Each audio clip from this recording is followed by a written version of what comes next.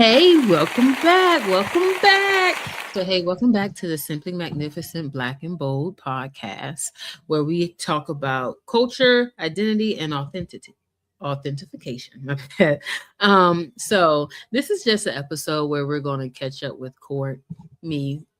So the podcast can be seen on your YouTube, your Instagram. You can follow us on Instagram, but it can also be, we do go live on Instagram.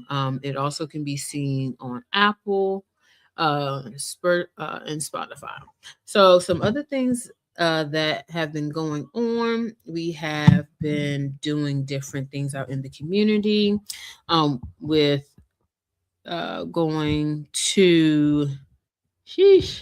Um, but if you see behind us, we did go to Blue Atlanta this this past spring, and some other things we do want to talk about is like going to college fairs and stuff like that that will be coming up in the fall, and also since school will be starting, that's some of the things that we'll be doing.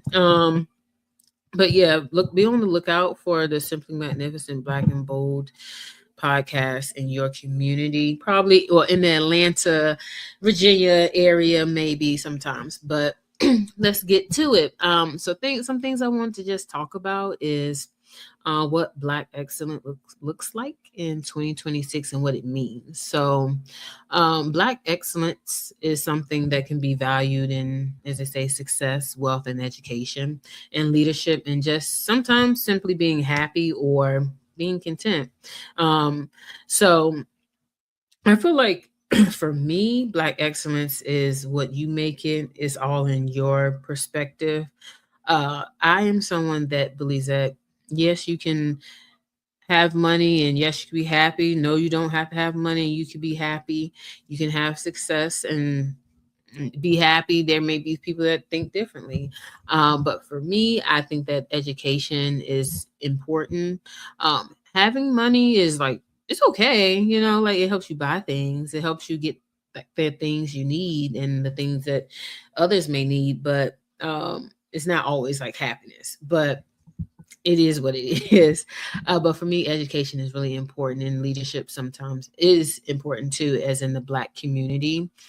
We always think about, like, I'll say, like Dr. Martin Luther King for leadership. That's the first name that came to my head for leadership. Why? Oh, no, Obama, Michelle Obama as well, because they're Black leaders that younger generations look up to, or us as a generation look up to, because they were people that made monumental events happen in history.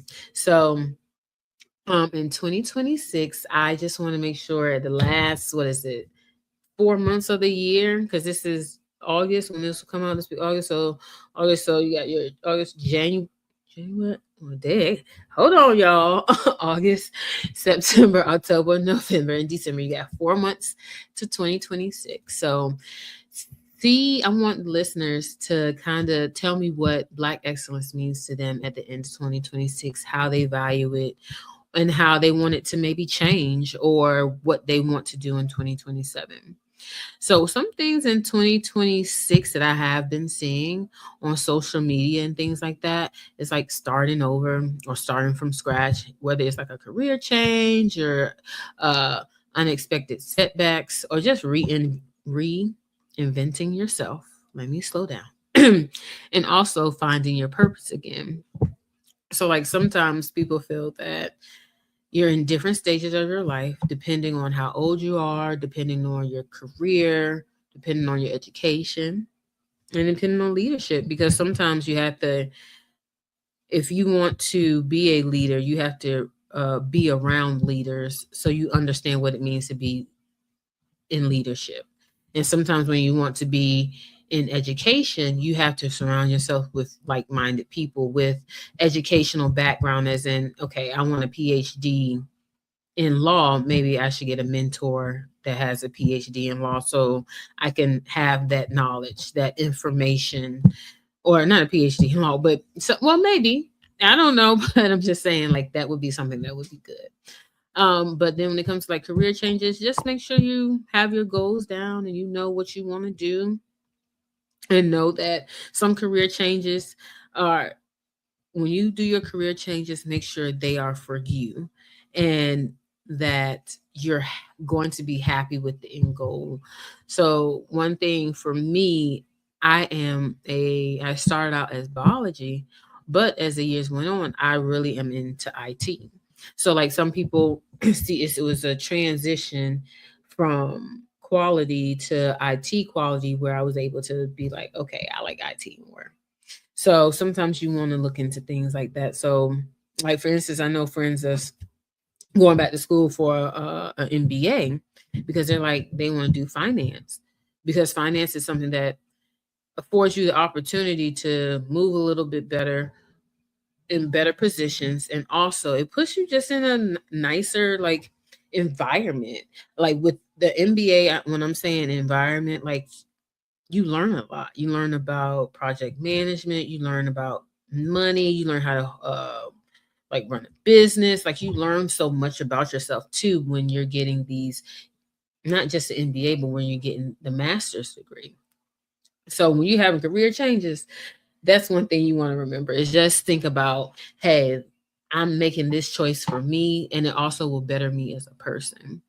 So when you're bettering yourself as a person, you also want to make sure you're setting those boundaries and just be peaceful with yourself. Don't avoid problems, talk about them. If you because avoiding problems, things grow on you, or like as they say, you fester in it. And sometimes festering in problems or avoiding problems can make your health an issue and stuff like that. So if you're needing a career change or something like that, sit down, write it out, talk to your spouse if you are married, or talk to the people that you work for. Let them know like, hey, I really want to do XYZ. How can I get to do this? And if they don't see that as a motivational way to, oh, hey, I'm either going to lose this person or I need to help this person, then what are we here for? Like so when you are looking at those career changes, make sure you are understanding what it may take to have those career changes at work. But also, like I said, you want to protect your peace and set those boundaries and make sure they're healthy boundaries when it comes to those career changes. And then with those healthy boundaries, a lot of times those healthy boundaries can lead over into your life, not just like work life. So you want to make sure you're protecting your peace to make sure you can feel good at home, be safe at home, be safe at work, like wherever you work at, make sure you're able to feel safe in your office and know that, hey, I'm okay. And then also some things I have seen like on social media we'll talk about is like the pressure to have it all or have everything together at a certain age. Like a lot of times like social media will say, hey, you're supposed to have this by this age, and it's like, am I really supposed to be doing it? Am I really supposed to be having kids? Am I really supposed to be doing this? Am I supposed? And it's like, no, but I just really want to travel. I just really want to go have fun. I want to have the biggest career, like I want to have all the friends all over the world. We could travel, we can have kids, yes.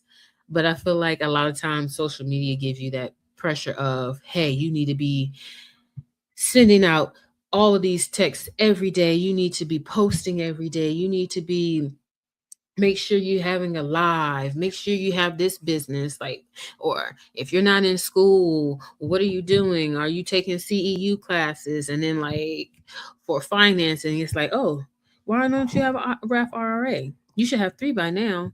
If you have three RAF RRAs, you will have this amount of money. And it's like some people don't have that information that says, okay, hey, this is what you can do for career goals or growth. This is what you can do for relationship goals. This is what you can do for financial goals. Some of us find out a lot of those things later in life because you don't have mentors or you may not have access to people that make social media post, or people that have like your career goals, like if you're saying, oh yeah, I want to have a PhD in aeroscience, there are not many black people that, or black women, men that have degrees in that. So when we find people that have careers or higher degrees in that, we should definitely put them out there, let them know like, hey, we got your back. And then, but also when it comes to finances, you want to make sure you have your financial goal. And then social media be out here putting, they be having people out here flexing like they got everything. These people don't have everything. Like they be renting stuff, they be paying it for it, and ain't nothing wrong with that. But just know that everybody has their, you have your max. Like know that your max comes at a cost.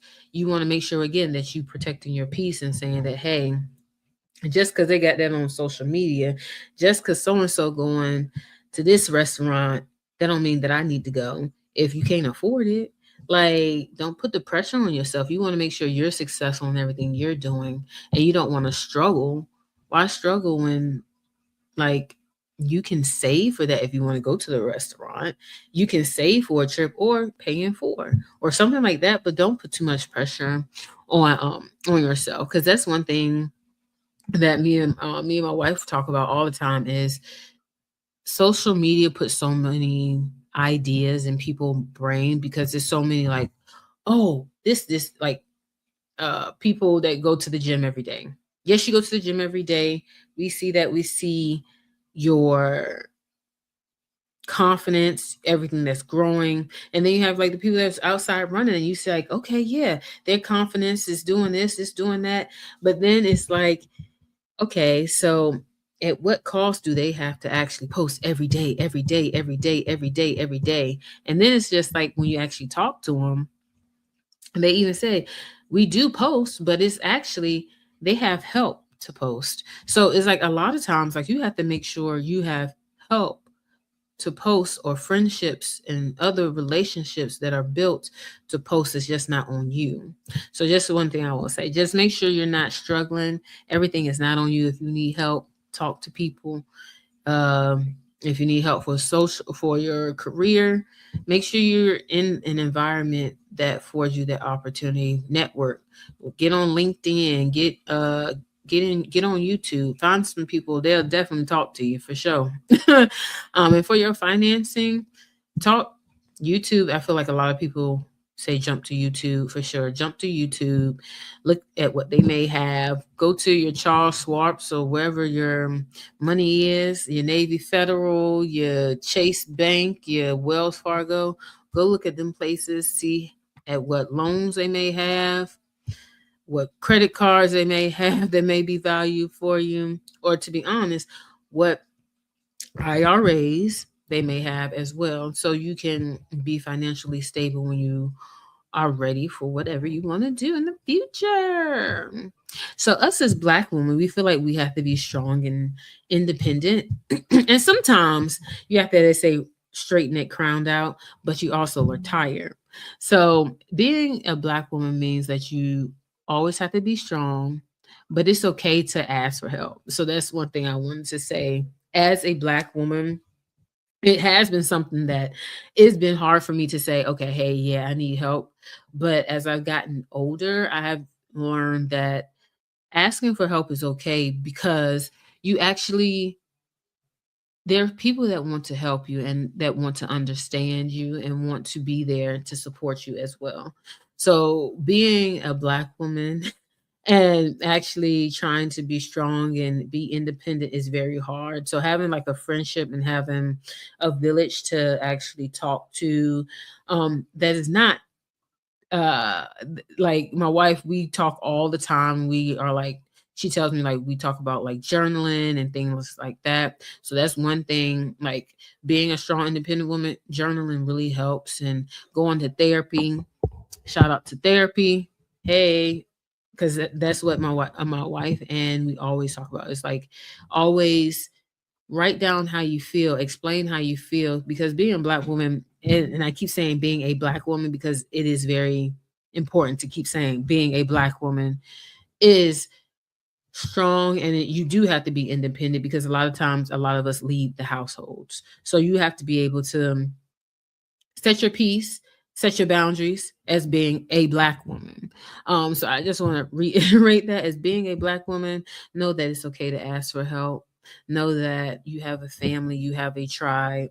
To the listeners out here that are Black women, please, you can definitely comment below and we can have conversations. If you want to be on the podcast, we can go further into that. And that would be cool to talk about.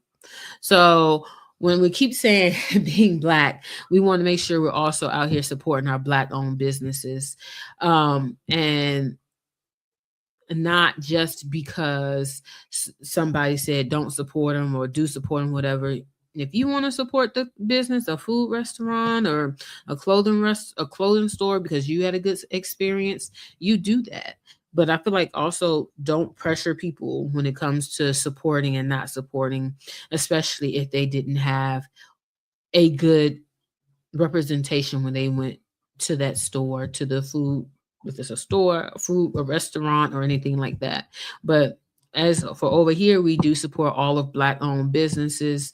We actually are trying to get some more Black owned businesses on the podcast so that we can go beyond just putting Black owned businesses like hashtags and things like that. We want to actually like understand what it takes to own some of these Black businesses because some of the people that we wanted to talk to were like we had Kay on the show. She owns a business. She's actually will be back in business this month in August. She moved back to Virginia. So we will shout her out. We actually will probably put a tag in the comments for some Black owned businesses that we would love to have on the podcast. But if you know any Black owned businesses that you know of, like restaurants, spas, what else you got? You got shoes, clothes, anything. And also even like I have friends that do comedy, people that are entrepreneurs or anything that you create, authors. I said authors, rap, anything like that. If you want to, that's any Black owned business. If you know of any of those, I need you to put their information in the comments so we can reach out to them and we can talk to them. So when it comes to like different things in the Black community is we want to talk about how the Black community here in Atlanta is the Mecca. And is it overrated? I don't think it's overrated. Some people may say it is, but you always find your niche here in Atlanta, the Black Mecca. You have your culture, you have your opportunities, you got lifestyle, you got HBCUs galore, Black businesses, entertainment, and just the face of Atlanta. And for me and mines, we love the sports here. So for the culture of Atlanta, you heard what I said, Atlanta. But let me not play on that. But anyway, we really like the sports here. We love going to see the WNBA games, being able to go to see the Braves game. That actually is one of the highlights that I really love. Is actually being in the crowd and just the energy in the actual stadiums are just amazing. They have great restaurants out there, and actually in that area where the Braves play, they have like different concerts. They got we actually participated in a HBCU night there at the Braves Stadium. We're gonna see if we can. I wonder when is that? I'm gonna check that out. The HBCU night might have passed already, but we actually went down there one year and took pictures and got a bobblehead and everything from the HBCU night at the Braves Stadium. Some other things, like I said, let me talk about the WNBA. So WNBA, we actually have a soror that plays on the team, and we have Angel Reese on the team, and we have so many other people on the team. Look, let me make sure, but we have so many other people on the team here in Atlanta Dream. It's a time is had when you go to that game. You have great music, it's great entertainment, it is it is a time to be had. So when you go, you want to see Ryan. You're gonna see some other people that you be like, okay, yeah, you're gonna see Ryan Howard, you're gonna see Angel Reese. So you're gonna make sure if you go, you're gonna have a time. The food is good there. They always have like pictures and things like that. You can activities you can do before and after the game. Um, Also, they got most teams here have a season. You can become a season holder, ticket holder. I'm trying to do that. So, hey, any Atlanta teams? Atlanta Dream, Atlanta Braves, the Falcons, football, the Atlanta Hawks. We will take not season tickets, just 2 tickets, you know.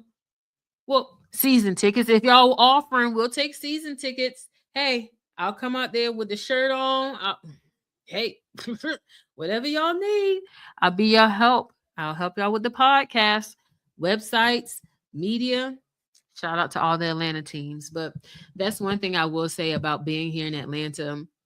We really enjoy the sports and being able to be in an area where there are black people. I'll say black people. And when I say black people, because it is a joy being here in this area for me, because I'm able to see people, like I'm able to see black men, black women in driving Range Rovers, like Audis, like these cars are like I love the cars, but I'm saying is like not even just that. It's so many black entrepreneurs here that are millionaires that live here that it just blows your mind if you actually talk to them. It's a lot of people here that you can learn from. But they also have HBCUs. So you have your Clark Atlanta, you got your Spelman, you got your Morehouse. And then you have like some that they say aren't HBCUs, but it's like HBCU adjacent. You got was the Georgia State University. You got like Valdosta. You got let me shout out Savannah State University. You have a lot of HBCUs here in Georgia, not just in Atlanta. So that's one thing I will shout out. The Georgia HBCUs are pretty nice. I love actually all of our schools here because we have well, I say we because I am a member of, again, Zeta Phi Beta Sorority Incorporated. Um, but we have youth or not even just youth, we have younger sorors that join our sorority at these universities and they put in work. So we see the work that they put in, and that's why I was like, I really would love to shout out the HBCUs here and all the D9 people here in the Atlanta area, because a lot of us do support leadership. We may have black businesses. We understand that here in Atlanta, being black is being like you're safe here. Like you're safer in Atlanta in certain areas being black. I'll say that. So this is I'm gonna say so we're gonna transition, we're gonna get ready to get out of here, we're gonna do two more things. So this is one question that says what's one thing I would tell my younger self? So this is real something that what I would tell my younger self. So uh let's go. I would tell my younger self, so younger Courtney, girl, keep going. Don't let these people tell you what you can and cannot do. You belong in all of these rooms that you're in. Many people will tell you that um, many people will tell you no, but their no isn't the final no. Um, I would also probably say, girl, you're gonna be married to the beautifulest lady there is. I would also say that life isn't always easy, but you may get knocked down, but you get back up and just dust yourself off and you keep going because that's what life is. Life isn't always easy, but sometimes people paint it out to be easy for you. And know that it's okay to make mistakes and make career changes and to make as I say, lots of money, no money, all the money. We're going to just say lots of money, lots of money, lots of money, lots of money, lots of money. Okay. And then always learn from, it's always lessons learned. Like, you know yourself, you know, it's always time to grow, you know that it's okay to ask for help. So that's what I would tell my younger self. Hey, let's go. So let's talk about Black joy, and we deserve to celebrate too. So as we transition to the end of the show, um as being Black, we want to talk about how important it is to celebrate yourself by traveling, going to see your friends, music, food, milestones, laughter, community, and just simply enjoying life without feeling guilty. So you should be able to enjoy traveling and going out of country without feeling guilty because you weren't able to attend um, a work event or a family event. You should be able to listen to music that you really like, whether it's country or pop music or salsa music or reggae or anything that you like to listen to. You shouldn't feel guilty about your milestones when you graduate, or you you graduate from school, or you graduate from whatever you want to graduate from, or you are finish a program, or you 5 years in your sorority, or 10 years in your frat, or anything like that, and nobody celebrates you. You celebrate for yourself, and your community will celebrate you. And when I say laughter, go to some of these comedy shows. Get out and learn and laugh, laugh, laugh. I feel like that's one of the things we have like lost, as like after they say the pandemic. Laughter is something that's few far in between because a lot of us don't know how to laugh. We do not know how to have fun and let go and just breathe and just say, hey, I'm going to be okay. It's okay that as I be like, it's okay that bills are due, but as long as I have the money to pay those bills, I can go outside. I mean, outside could be working outside in your garden, doing anything that you really like to do, but it's okay to have hobbies and things that you like to do because you deserve that. And then some other things, like for me, I'm gonna say for me, what I like to do for my Black joy, I like actually taping podcasts. So that's one thing why I'm trying to actually get back into the podcast. I do like doing my media. So shout out to CM Media Services. We actually will probably be putting like a list of the prices of different things that we do offer, which are like website building, social media. If you want to hop on the podcast, not hop on this podcast, but if you want to have your own podcast produced, I can help you do that. But yeah, that's some things that we will offer.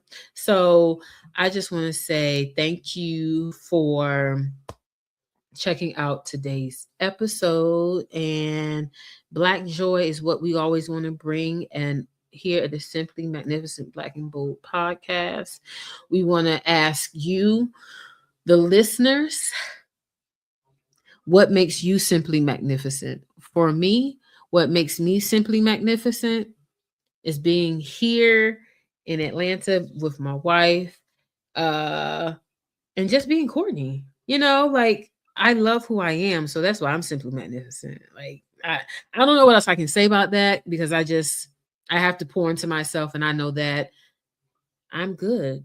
Like, I love me, and I love the people that love me for me, and I love them for them. So, again, to the listeners, what makes you simply magnificent? So I want you to check out this podcast on all platforms where podcasts can be viewed. You have your YouTube, you got your Spotify, you got Apple. It's gonna be live on Instagram. We're gonna do more people coming, more people coming, more people coming. We're gonna get this podcast going. And I just want to say thank you, thank you, thank you, and peace out. And thank you again.